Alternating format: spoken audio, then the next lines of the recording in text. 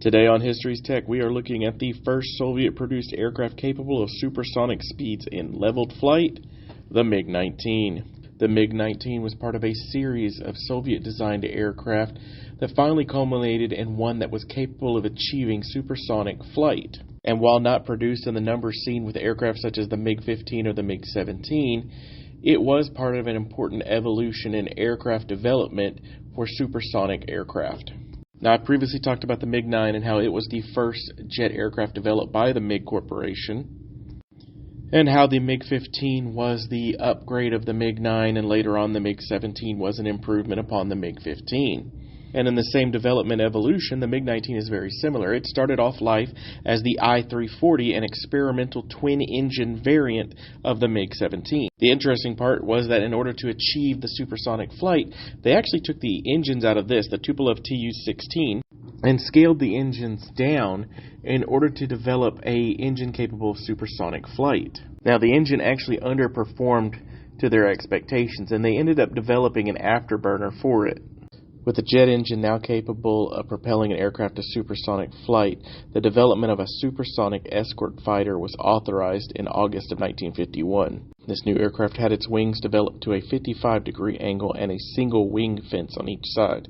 The guns were moved to prevent an issue that commonly occurred in the MiG-15 and 17, in which the gun blast gases actually caused issues with the engines. The first of these aircraft took off in May of 1952. However, it was incapable of exceeding the speed of sound. A new improved AM-5F engine was developed for this aircraft, and by 1954 the MiG-19 was ordered into production, despite the fact that the factory had only started testing out this new engine variant. Because the MiG-19 had been rushed into production, the first production aircraft actually had a major number of problems. The aircraft was known to explode during mid-flight due to insulation issues between the engines and fuel tanks. The elevators on the wings proved to be ineffective at supersonic speeds, and they had to change the tail design. Over the next couple of years, many of these issues have been fixed, and multiple improvements have been made to the aircraft. MiG-19 would have its first encounter with a Western aircraft when it tried to intercept a Lockheed U-2 in 1957. The MiG-19 actually spotted the U-2 but could not make up the 10,000-foot difference in altitude. After this, it would go on to take place in conflicts in both the Middle East and East Asia. MiG-19 would shoot down its first American aircraft, a Lockheed F-104 Starfighter, in 1965 over Hainan Island.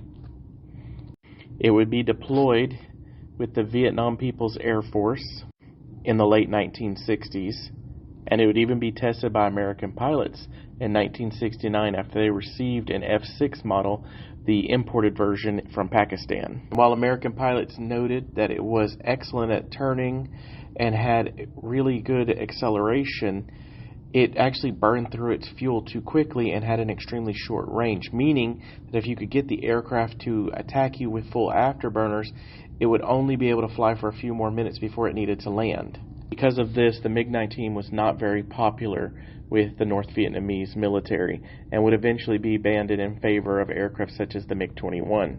Outside of Asia, the MiG-19 was utilized in multiple conflicts in the Middle East, including the North Yemen Civil War, the 6 Days War, and the Yemen War.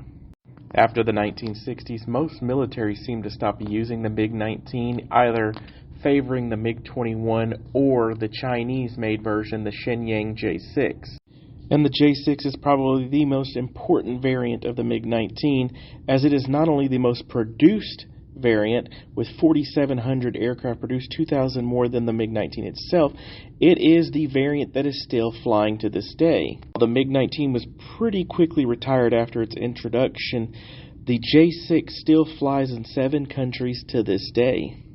At its height, the MiG-19 was used by 15 countries in Europe, the Middle East, Asia, and Africa. The last 2 countries known to have anything to do still with the MiG-19 were Iraq and North Korea, with North Korea selling its remaining fleet of MiG-19s to Iraq sometime in 1983. But it is unknown what happened to these aircraft, because at the same time they were receiving deliveries of J-6. Because of this, there are no Soviet-made MiG-19s capable of flying in the world, and only a handful on display in various parts of the world. But there you have it, a really quick look at an aircraft that was important in the development of supersonic aircraft for the Soviet Union. However, it had an incredibly short career and would actually be overshadowed by a foreign-built licensed copy of it, the Shenyang J-6. While the aircraft was quickly replaced by the far superior MiG-21, it was another stepping stone towards supersonic fighter aircraft. But that's it for today. Thank you for joining me, and I look forward to talking to you on the next time.